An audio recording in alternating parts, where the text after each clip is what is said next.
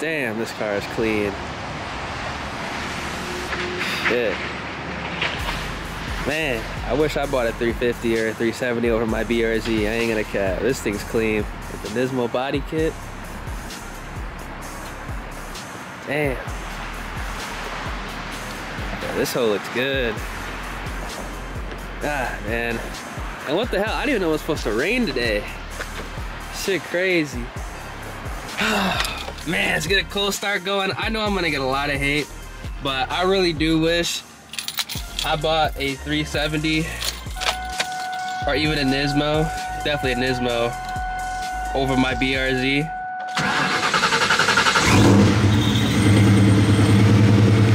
There we go, baby.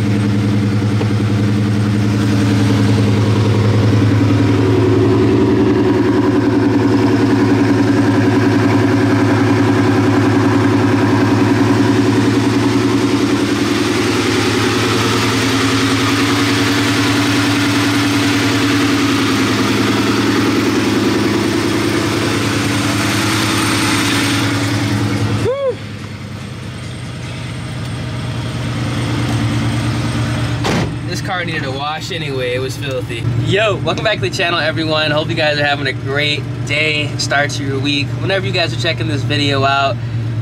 Man, I gotta run some errands today. Man,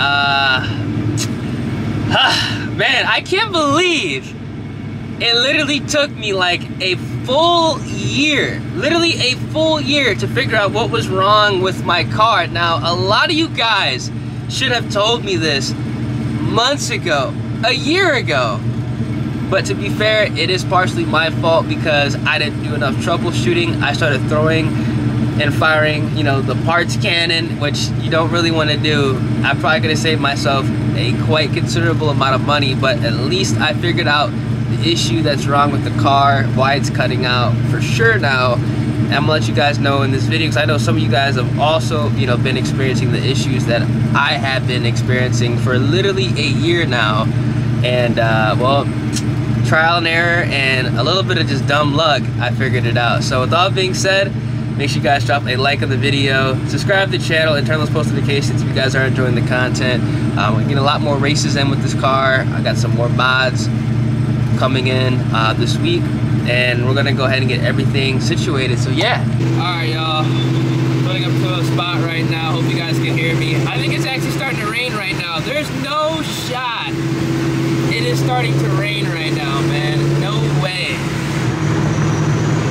Fuck, I gotta hurry up. You might be able to hear my IAC valve whistling. I gotta get that replaced like ASAP, because that's probably why my throttle body is getting stuck open, which I do want to kind of make a comment on and kind of ask for your guys' help on something here.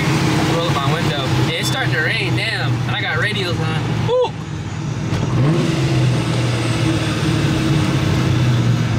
Dude, I'm not using my GoPro right now because my battery's kind of dead. I'm actually charging it right now. I'm not racing the car, so it don't really matter. But you guys can probably hear my IAC valve whistling. Obviously right now you don't hear it, but like driving around, you kind of hear like the kind of like a whistling noise. A lot of you guys actually told me that that's actually the IAC valve. Oh, here it goes. You hear that? Like the... I need you guys' help on something here as well, because I fixed one issue, but then another issue arose.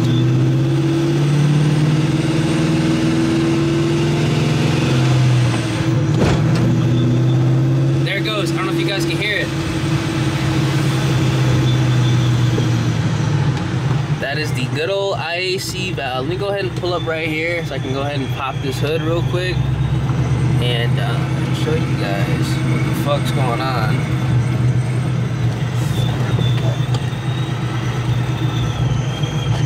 Alright, so ignore my dirty engine bay. It is going to be detailed because I am going on a cruise to LMR this weekend. If you guys are going to that, let me know down in the comment section. But as you guys can see here, this is the issue I'm having. Now this obviously did not happen in one day.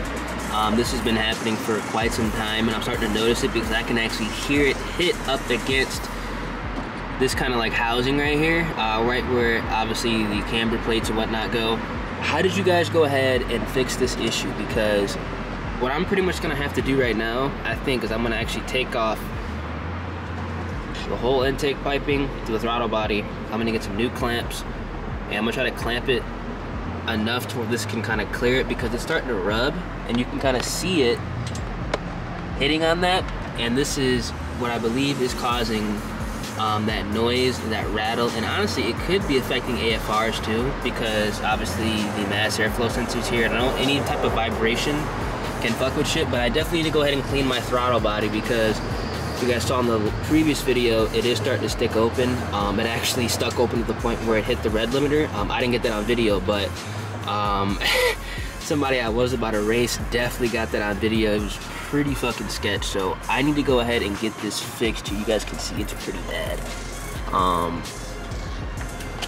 You guys can see back here, like it's resting up against it, like legitimately resting up against it.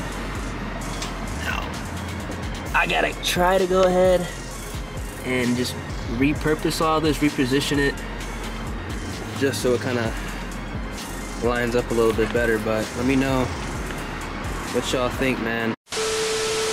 Alright, so now that I kind of got that out the way, I want to have a little bit of discussion and to ask for some help, because at the end of the day, if I'm having some issues, odds are somebody else is having the same problems. We can work together and find a solution. You know, I'm never afraid to ask for help, especially when building cars, because the last thing you want to do is act like you know what you're doing and then more issues happen, you run into more problems, and it's just a never-ending process. So hopefully you guys can help me out. What you guys think I should do as far as that rubbing issue, because I do need to go ahead and get that fixed, because eventually it's going to rupture that intake piping and cause all sorts of hell. So I want to get that situated as soon as possible, preferably before I go out and run the car next. Now, as far as the cutting out issue, I have gotten that situated, gotten that fixed, and god damn it, man, somebody should have told me this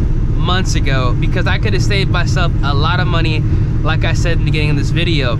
So what essentially was causing this car to mess up, what essentially was causing this car to lose voltage and quite literally lean out at the higher RPMs, which could have been catastrophic failure, like legitimately catastrophic failure. Imagine if I did not get this situated when I put the new motor in. You can kind of hear like the that actually sounds like something.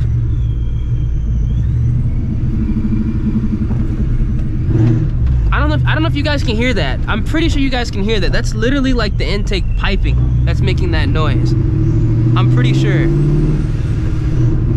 But what was essentially going ahead and causing the cutting out issue was me going ahead and having my cigarette lighter plugged in, because I always want to, when I always go out racing the car, I always have like my phone plugged in, just so it stays on with the Zello app open, right? Because that's how we used to communicate, to let people know where the federales are in Mexico.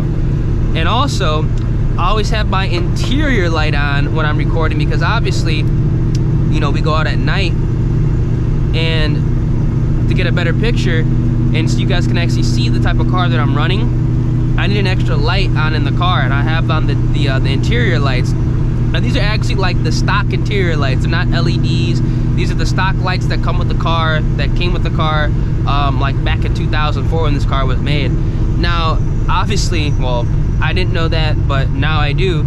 Those interior lights, they draw a lot of voltage, especially if they're not LEDs. And thinking about it this way, and looking back at some of the footage, I realized that whenever I race the car, typically, you guys are definitely hearing this. That's something coming from behind the car.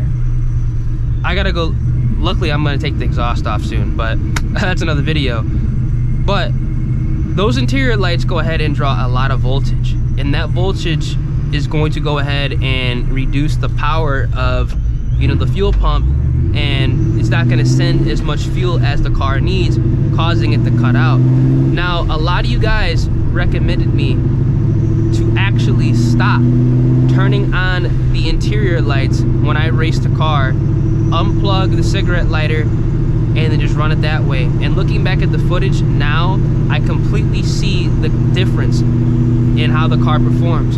When the interior lights are off, when the cigarette lighter is not plugged in, I'm not losing voltage. I'm getting about 13.3 volts under watt shifting at 6,200 RPM. Now this car, I could shift it at 6,500 RPM. I don't shift it at 6,500 RPM ever, really. I was only shifting it up to like 62 RPM all last video, and typically when I do go ahead and race the car. So that's huge news. That situation is sorted out. That issue is fixed, and I'm super glad I finally got ahead and got that tackled, because that was a problem that I've been running into forever. I was told that 130 amps would be fine. Theoretically, it is fine, but having the light on in the car, the cigarette adapter plugged in, it's drawing too much power, at least for the setup that the car is working with right now. It needs a 200 amp alternator to have all that stuff working, and for the car to actually, you know, perform how I need it to perform. So what I'm gonna have to do with the new motor setup, and again, I'm super happy I went ahead and figured this out now, because it would have been catastrophic if I did not get that situated, because I always thought it was the spark plugs, which theoretically it could have been the spark plugs too, that were kind of falling out, because those hadn't been replaced in a year. So I went ahead and fired that parts cannon, bought a bunch of parts that I may or may not have needed, but again, it's all maintenance required. Hell, I even changed the fuel filter because I thought that was the issue, but the issue was simply just turning off the interior lights and unplugging the cigarette lighter adapter. It's stupid how stuff like that, you know, can go ahead and mess with stuff with these older cars, or any car for that matter. And also, I'm gonna actually unplug this SET when I do have the new motor set up. I'm gonna have the wideband as well as an oil pressure gauge as well, so I'm not gonna really need that. But right now I kind of need this to monitor some of the other parameters on the car, because all I have is a boost gauge, because my AFR gauge with the Innovate gauge broke. Oh well. You know, you fix one thing, another thing happens. You guys know the drill. That's how it is when you're going ahead and, you know, working on cars. It's just a never-ending process. You know, that's just how it goes. And you know what? You can't be upset, man, but at least you're learning throughout the way. That's the most important thing, man. But wow, I literally cannot believe that this was the issue. Something as stupid as this, I guarantee you somebody else is running into the same problems. I can guarantee you this would have been, I don't even know what would have happened if I did not figure this out before dropping in the new motor. Because obviously with the new motor setup, with the triple pump setup, running a lot more horsepower, I'm not gonna talk about it. I'm not gonna talk about it. All right, so I'm back on my side of town, got my errands completed. As always, thank you guys so much for going ahead and helping me out with this build. I would have never thought to go back and look at my recordings and watch when the car is actually cutting out, when I have my interior lights turned on or the cigarette lighter adapter plugged in. That's just something that I would have never thought would cause issues, because it didn't happen with my other car. So it just didn't make sense to why it would happen with this one, but I guess it does. And as always, let me know down in the comment section right now how you guys would fix that vibration, that rubbing issue. Honestly, I think I'm just gonna replace all the clamps, go ahead and secure everything tighter, and make sure that I can get that tube away from the side of the like the camber plate housing, you know, where the coilovers, you know, drop in at. I need to go ahead and get all that kind of, you know, tidied up a little bit more. So again, if you guys do enjoy the content of the channel, make sure you guys drop a like on the video, subscribe to the channel, and turn those post notifications. Got a lot more modifications coming this week. We got a cruise this weekend, and then next week I pretty much get down to work like crazy. Still gonna make content, but again, I'm gonna be real busy, and my other car should actually be here next week. If not, it'll be the week after that. I kind of want to go ahead and fly in for like one day. It's kind of shitty to fly in one day to pick up a car, especially because I'd be, you know, going to my parents' house. But I don't know. I want to fly in and make sure everything is straight, but at the same time, I'm getting really busy now. Obviously, I'm not trying to make any excuses, but flying in one day kind of don't make sense.